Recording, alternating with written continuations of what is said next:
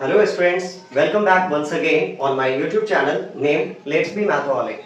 I hope आप लोग सब अच्छे होंगे और आपकी पढ़ाई भी अच्छे ढंग से चल रही होगी। तो आज के लेक्चर में हम लोग रैशनल नंबर्स कवर करेंगे। रैशनल नंबर्स को इन हिंदी परिमेय संख्या कहा जाता है। सबसे पहले रैशनल नंबर्स की बात करें तो ये क्लास 7th में ही आपको सबसे पहली बार रैशनल नंबर्स पढ़ना होगा। उसके बाद क्लास 7th में रैशनल नंबर्स में क्या क्या चीजें पढ़नी है, तो रैशनल नंबर्स होता क्या है, फिर रैशनल नंबर्स का कंपैरिजन मींस रैशनल नंबर्स को असेंडिंग डिसेंडिंग ऑर्डर में अरेंज करना, बहुत सारे रैशनल नंबर्स दिए होंगे तो उसके बाद रैशनल नंबर्स को नंबर लाइन पे प्लॉट करना, ये सारी चीजें हमें यहाँ पे पढ़नी है क्लास 7th के अंदर। क्लास 8th में जो है रैशनल नंबर से रिलेटेड, वहां भी रैशनल नंबर्स का इंट्रो, फिर उसके बाद रैशनल नंबर्स कुछ प्रॉपर्टीज जो उसके ऑपरेशंस में ओबे होते हैं, मतलब जब हम रैशनल नंबर्स को ऐड कर रहे होते हैं या सब्ट्रैक्ट कर रहे होते हैं या मल्टीप्लाई करते हैं या डिवाइड करते हैं, तो वहां पे कुछ ऐसे प्रॉपर्टीज हैं जो रैशनल नंबर्स फॉलो करता हुआ दिखता है, जिसमें कि जैसे आप लोग क्लोजर प्रॉपर्टी, कम्यूटेटिव प्रॉपर्टी, इसके बाद एसोसिएटिव, डिस्ट्रीब्यूटिव, अलग अलग जगह अलग अलग प्रॉपर्टीज अप्लाई होता है, तो वो क्लास 8 के अंदर है। अगर क्लास 9 की बात करें तो क्लास 9 में भी रैशनल नंबर्स का इंट्रो है, वहां भी रैशनल नंबर्स को नंबर लाइन पे प्लॉट करने से रिलेटेड प्रॉब्लम्स है। फिर उसके बाद रैशनल नंबर, अगर दो रैशनल नंबर दे रखा है तो उनके बीच का हमें 5 रैशनल नंबर, 10 रैशनल नंबर या एक particular number of rational numbers find out कैसे करना होगा, ये चीजें क्लास 9 के अंदर बात करी गई है रैशनल नंबर में। Apart from this also class 9 के अंदर ये भी बोला गया है कि रैशनल नंबर्स का जो डेसिमल एक्सपेंशन होता है, डेसिमल एक्सपेंशन मतलब जैसे सपोज आप 1/3 इसको जब आप डेसिमल में रिप्रेजेंट करोगे तो 0.3333 ये वैल्यू आएगा, ठीक है। उसके बाद उसी तरीके से जब आप 1/4 को डेसिमल में एक्सप्रेस करोगे तो ये आएगा 0.25, ठीक है। तो जब 0.3333 था तो उसमें 3 जो है ना वो रिपीट कर रहा था, वो डेसिमल एक्सपेंशन आपका नॉन टर्मिनेटिंग रहा, क्योंकि नॉन टर्मिनेटिंग और साथ में रिपीटिंग मतलब एंड नहीं कर रहा है वो डेसिमल एक्सपेंशन। तो वो चीजें भी क्लास 9 के अंदर हमें पढ़नी है रैशनल नंबर में, कि रैशनल नंबर का डेसिमल एक्सपेंशन कैसा हो सकता है, ठीक है। तो रैशनल नंबर कुल मिलाकर के बहुत इंपॉर्टेंट टॉपिक है, क्लास 7th में भी है, 8th में भी है और 9th में भी है, ठीक है। तो ये तो इंट्रो वाला वीडियो है जो हर एक क्लासेस के लिए सेम रहेगा। बाकी उसके बाद आपको सेपरेट क्लासेस के लिए जो कॉन्सेप्ट जहां पे पढ़ना है हमें, हम उनसे रिलेटेड अलग अलग सेपरेट वीडियोस अपलोड करेंगे, ठीक है। चलिए, तो without making any further delay we are advancing towards our topic of today's lecture and that is what rational numbers. सबसे पहले रैशनल नंबर्स को इन हिंदी हम लोग परिमेय संख्या बोलते हैं। अब रैशनल नंबर्स को इन हिंदी परिमेय संख्या कहा जाता है और रैशनल नंबर होता क्या है। सबसे पहले रैशनल नंबर की बात करें तो रैशनल नंबर को हम ऐसे डिफाइन कर सकते हैं कि ऐसा नंबर जिसको p by q के फॉर्म में हम एक्सप्रेस कर सकें, ठीक है। ए number which is of the form p by q or which should be expressible in the form p by q, या तो वो पहले से p by q के फॉर्म में होना चाहिए, ठीक है, या फिर अगर वो p by q के फॉर्म में नहीं है तो हम उसको p by q के फॉर्म में एक्सप्रेस कर सके, चेंज कर सके, लिख सके, ठीक है। तो ऐसा नंबर जो p by q के फॉर्म में पहले से हो, ठीक है, या ना हो तो हम उसको उस फॉर्म में लिख सकें, ठीक है। तो ऐसा जिस नंबर को करा जा सकता है या तो वो p by q के फॉर्म में होना चाहिए या p by q के फॉर्म में वो एक्सप्रेसिबल हो, चेंजेबल हो, ठीक है, जिसको लिखा जा सके।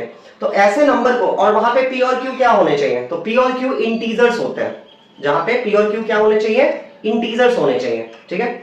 उसके बाद और एक और रेस्ट्रिक्शन है, वहां लिमिटेशन है क्या, कि q का वैल्यू 0 ना हो, q का वैल्यू 0 ना हो। तो ऐसे नंबर को जो p by q के फॉर्म का होगा या p by q के फॉर्म का नहीं होगा तो हम उसको p by q के फॉर्म में लिख सके, जहां p और q इंटीजर्स होने चाहिए और q का वैल्यू लेकिन 0 नहीं होना चाहिए। इन स्पाइट ऑफ दिस कि 0 is also an integer, but denominator जो नीचे वाला टर्म है ना q, वो 0 नहीं होना चाहिए। तो हम उस नंबर को क्या बोलेंगे, रैशनल नंबर बोलेंगे। आइए समझते हैं। जैसे फॉर एग्जाम्पल पे मैंने लिखा है कि 2/7 यहाँ पे ये आपका क्या है, p है। p आप किसको बोल रहे हो, तो इन द कोई भी रैशनल नंबर अगर आप p by q बोल रहे हो तो इसमें p को क्या बोलोगे, आप न्यूमरेटर बोलोगे, जैसे आपने ये चीज आपने फ्रैक्शन में भी पढ़ा होगा। तो यहाँ पे ये p क्या कहलाएगा, न्यूमरेटर कहलाएगा, किसका, उस रैशनल नंबर का। Q क्या कहलाएगा? तो डिनोमिनेटर कहलाएगा, ठीक है। अब इसके बाद तो हमसे क्या बोला गया कि P और Q यानी न्यूमरेटर और डिनोमिनेटर्स ये क्या हो सकते हैं? इंटीजर्स हो सकते हैं। अब इंटीजर्स आपको पता है इंटीजर्स क्या होता है? सारे नेचुरल नंबर्स साथ में जीरो और सारे नेचुरल नंबर का नेगेटिव, ठीक है। ये ऑलरेडी नंबर सिस्टम के वीडियो में मैंने बता दिया है, और अगर आपने वो नहीं भी देखा होगा तो आपको इतनी इंटीजर्स के बारे में तो अंडरस्टैंडिंग होगी, आई होप सो। तो P और Q जो न्यूमरेटर और डिनोमिनेटर है वो क्या हो सकता है रैशनल नंबर के अंदर? इंटीजर्स हो सकता है, मतलब वो सारे नेचुरल नंबर्स हो सकता है, सारे नेचुरल नंबर्स का नेगेटिव हो सकता है, मतलब -1 -2 -3 -4 कोई भी up to minus infinity, clear. उसके बाद 1 2 3 4 यानी सारे natural number 1 2 3 4 5 6 7 8 so on up to infinity, ठीक है। और साथ में जीरो भी, लेकिन डिनोमिनेटर बस जीरो नहीं होना चाहिए। न्यूमरेटर हो सकता है जीरो, ठीक है, लेकिन डिनोमिनेटर वो जीरो नहीं होना चाहिए, क्लियर है। अब बात करें 2/7 में, तो 2 हमारा क्या है? P है, 7 क्या है? Q है। तो आप देख रहे हो कि 2 इंटीजर भी तो होता है ना। अभी मैंने बताया कि सारे नेचुरल नंबर क्या है? इंटीजर है, क्योंकि इंटीजर्स का डेफिनेशन ही होता है all the natural numbers together with zero and negatives of all natural number. तो 2 हमारा नेचुरल नंबर है, मतलब इंटीजर भी है। 7 क्या है? इंटीजर है, मतलब नेचुरल नंबर भी है। तो दोनों इंटीजर है, P/Q का फॉर्म है, तो ऐसे नंबर को हम क्या बोलेंगे? रैशनल नंबर बोलेंगे, क्लियर है। दूसरे एग्जांपल को से समझते हैं, -3/5। -3 न्यूमरेटर इस बार नेगेटिव है, ठीक है, और डिनोमिनेटर पॉजिटिव है, मतलब -3 जो है वो भी क्या है? इंटीजर है।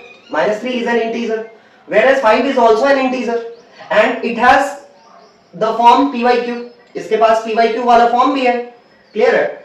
इसके बाद अगर हम बात करें 5 की, अब 5 को आप देखो तो 5 P/Q के फॉर्म में तो नहीं है, लेकिन हम उसको P/Q का फॉर्म दे सकते हैं। कैसे? तो 5 को हम 5/1 लिख सकते हैं, और अगर किसी नंबर के डिनोमिनेटर में 1 रहे, इट मींस ये हुआ कि हम 5 को यहां डिवाइड कर रहे हैं, मतलब उस नंबर को हम डिवाइड कर रहे हैं 1 से, और किसी भी नंबर को जब 1 से डिवाइड किया जाता है तो उस नंबर पे कोई इंपैक्ट नहीं होता है, कोई इफेक्ट नहीं होता है, ठीक है, वो नंबर वही रहता है।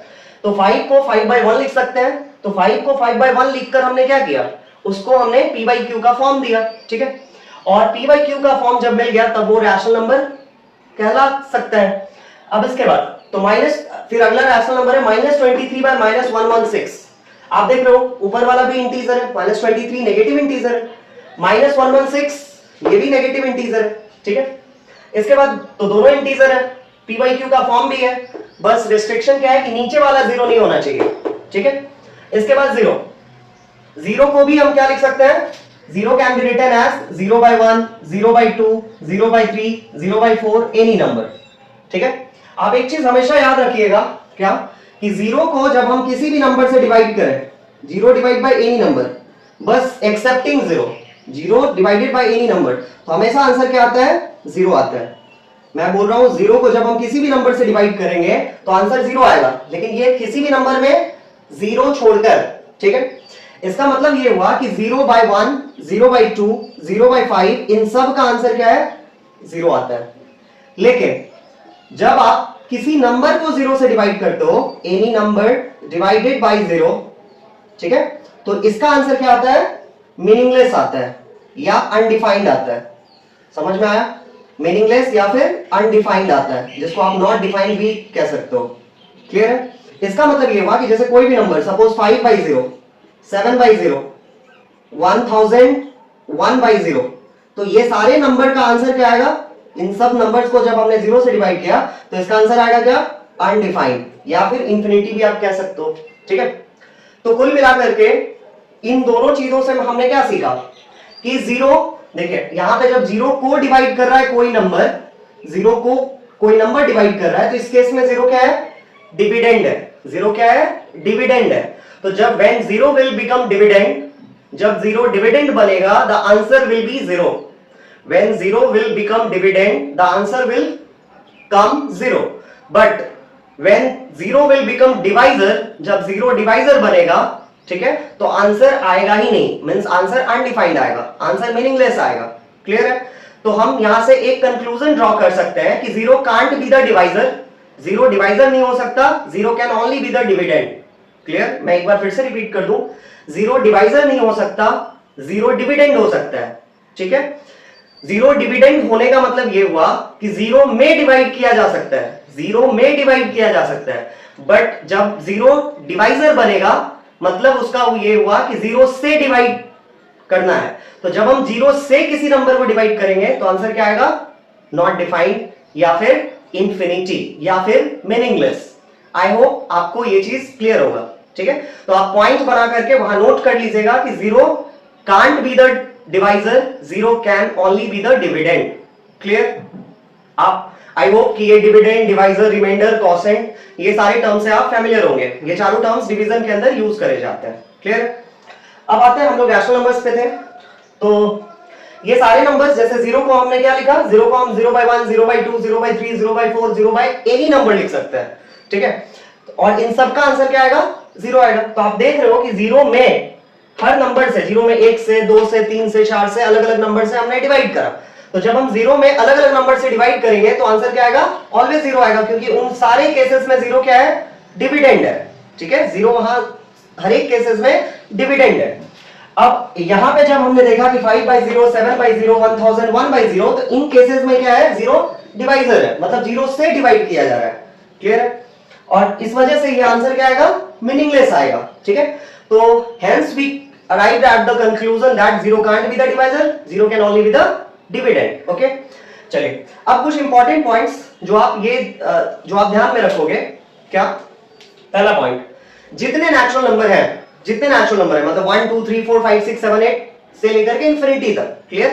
तो जितने नेचुरल नंबर है वो सब क्या है? वो सब, सबसे पहले तो जितने नेचुरल नंबर है वो सब होल नंबर भी है। All the natural numbers are whole numbers. Clear? जितने नेचुरल नंबर है वो सब इंटीजर्स भी है। क्लियर है? क्योंकि इंटीजर्स में हम बोलते ही हैं all the natural numbers together with zero and negatives of all natural number are called integers. और साथ साथ जितने नेचुरल नंबर है वो सब क्या है? होल नंबर है। जितने नेचुरल नंबर है वो सब क्या है? इंटीजर है। जितने नेचुरल नंबर है वो सब रैशनल नंबर भी है। क्लियर है? लेकिन जब हम इसका उल्टा बोलेंगे कि सारे रैशनल नंबर वो नेचुरल नंबर नहीं है। सारे नेचुरल नंबर जैसे 5/7 क्या है? एक रैशनल नंबर तो है क्योंकि इसका p/q का फॉर्म है, ठीक है। लेकिन ये नेचुरल नंबर नहीं है, ये रैशनल नंबर है, ये नेचुरल नंबर नहीं है। क्लियर है? तो आप ये बात हमेशा ध्यान रखोगे कि जितने नेचुरल नंबर होते हैं वो सब रैशनल नंबर भी कहलाते हैं, ठीक है। यहां मैंने रैशनल्स लिखा है, ठीक है। आप रैशनल नंबर बोलो, रैशनल नंबर्स बोलो या फिर रैशनल्स बोलो, ठीक है। दोनों ही चीजें अपनी अपनी जगह सही है, दोनों सही है। दोनों तरह से हम रैशनल नंबर्स को बोल सकते हैं। या तो आप रैशनल नंबर्स बोल लो या फिर रैशनल्स बोल लो इन शॉर्ट में, ठीक है। तो जितने नेचुरल नंबर है वो सब रैशनल नंबर है। आई सेड जितने नेचुरल नंबर है वो सब रैशनल नंबर है। इसके बाद जितने होल नंबर्स हैं, मतलब 0 1 2 3 4 5 6 7 8 इंफिनिटी तक, ठीक है, वो सारे होल नंबर्स क्या है? वो भी रैशनल नंबर है, वो भी रैशनल नंबर है। लेकिन फिर उसका उल्टा मतलब सारे रैशनल नंबर वो होल नंबर नहीं है, सारे रैशनल नंबर वो होल नंबर नहीं है। क्लियर है? अब आते हैं सारे इंटीजर्स, जितने भी इंटीजर्स हैं, मतलब 0 1 2 3 4 5 6 7 8 वो तो सारे होल नंबर है। सारे नेचुरल नंबर का नेगेटिव मतलब -1 -2 -3 -4 माइनस इंफिनिटी तक, ये सब क्या है? ये सब का सेट कहलाता है इंटीजर्स।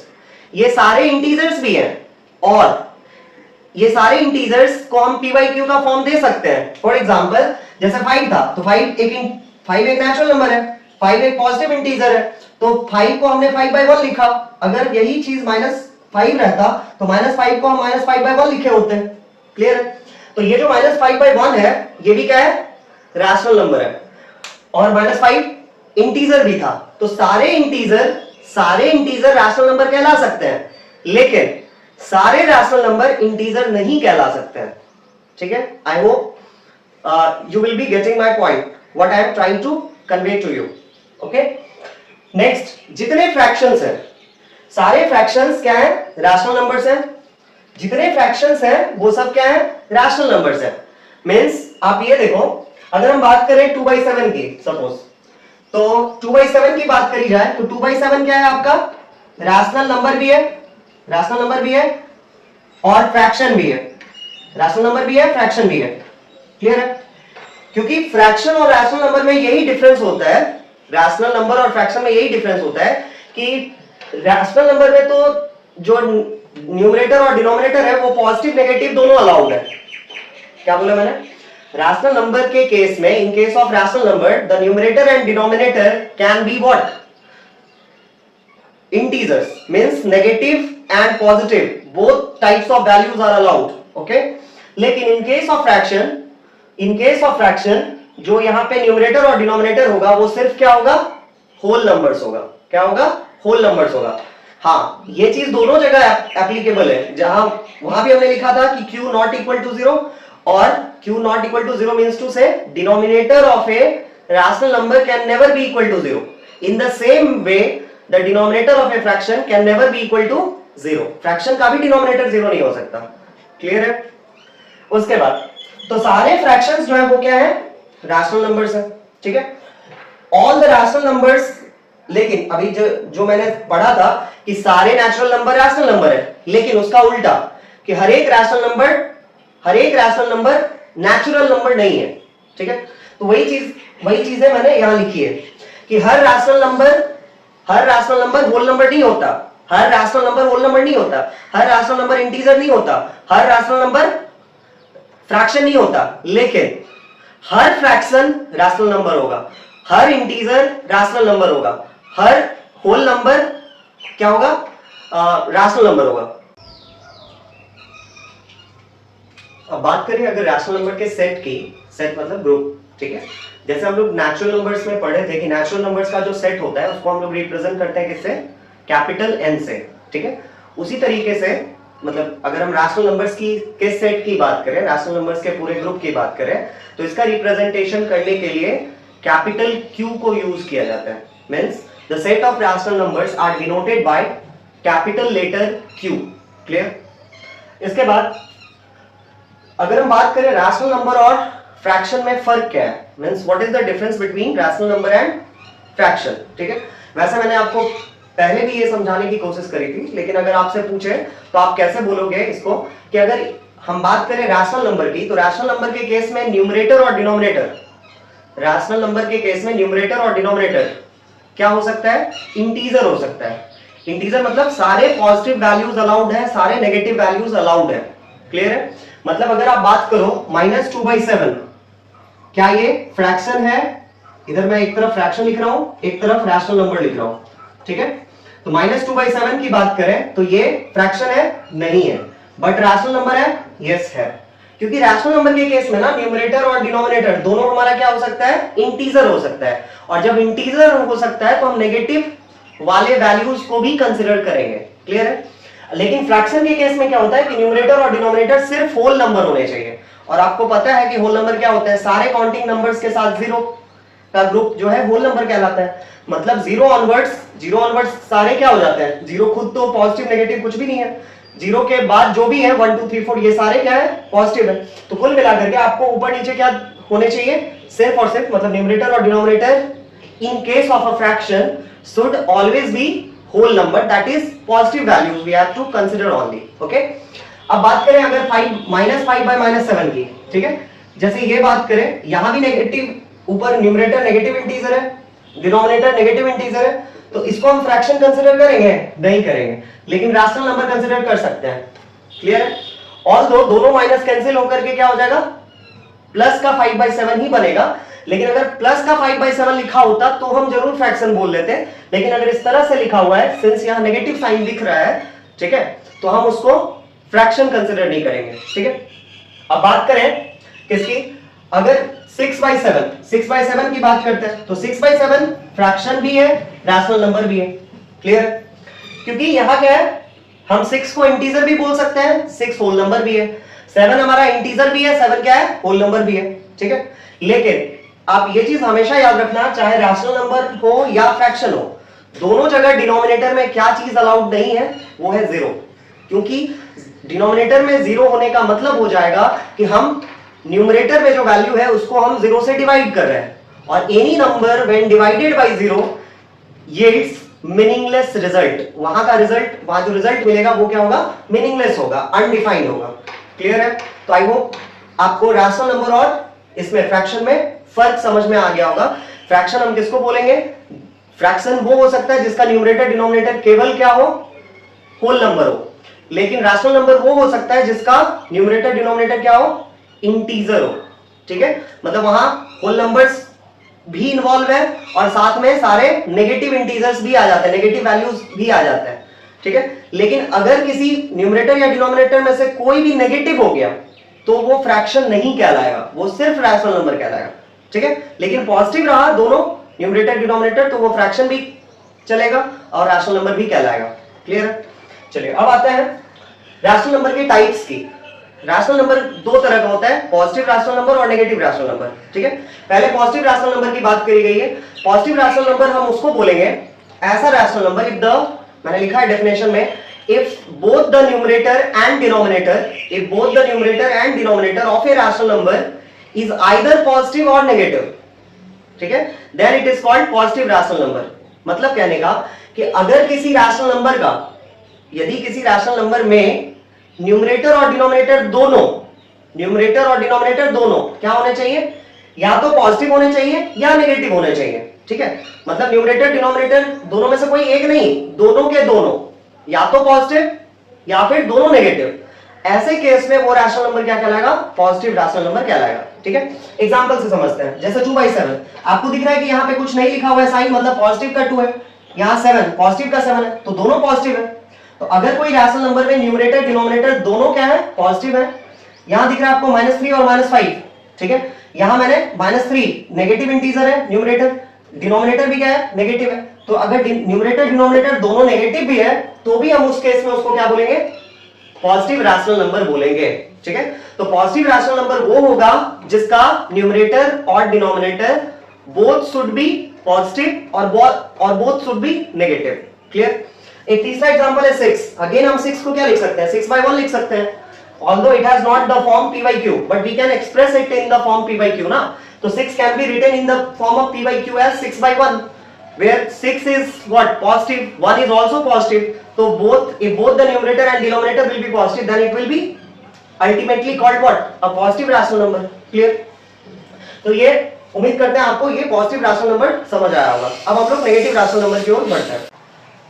तो अब बात करेंगे यदि नेगेटिव रैशनल नंबर की, तो नेगेटिव रैशनल नंबर हम वैसे रैशनल नंबर को बोलेंगे means if either of the numerator और the denominator of a rational number is negative. मतलब ये हुआ कि किसी रैशनल नंबर में ऑब्वियसली रैशनल नंबर का फॉर्म p by q का होगा।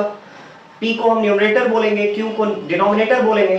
तो p और q में से कोई एक मींस न्यूमरेटर और डिनोमिनेटर में से कोई एक यदि नेगेटिव है, ठीक है, हमने पॉजिटिव रैशनल नंबर में क्या पढ़ा था कि दोनों के दोनों क्या होने चाहिए? या तो पॉजिटिव या दोनों के दोनों नेगेटिव होने चाहिए। ये था पॉजिटिव रैशनल नंबर का डेफिनेशन। लेकिन नेगेटिव रैशनल नंबर में क्या ध्यान रखना है कि न्यूमरेटर या डिनोमिनेटर में से कोई एक क्या होना चाहिए? नेगेटिव होना चाहिए। उस केस में हम उस रैशनल नंबर को क्या बोलेंगे?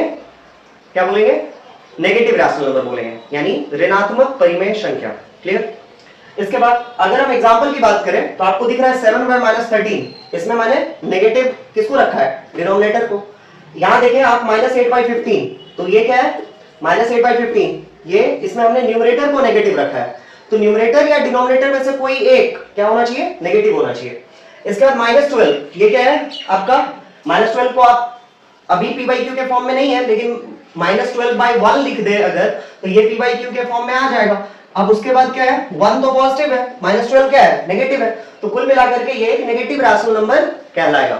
ठीक है, और ये एक नेगेटिव इंटीजर भी है। हमने ऑलरेडी डिस्कस किया कि सारे इंटीजर क्या हैं? रैशनल नंबर होते हैं। ठीक है, इसके बाद अगर हम बात करें एक नेगेटिव रैशनल नंबर का, तो एक नेगेटिव रैशनल नंबर हमेशा आपको इस फॉर्म में दिखेगा, या तो p by -q या फिर -p by q।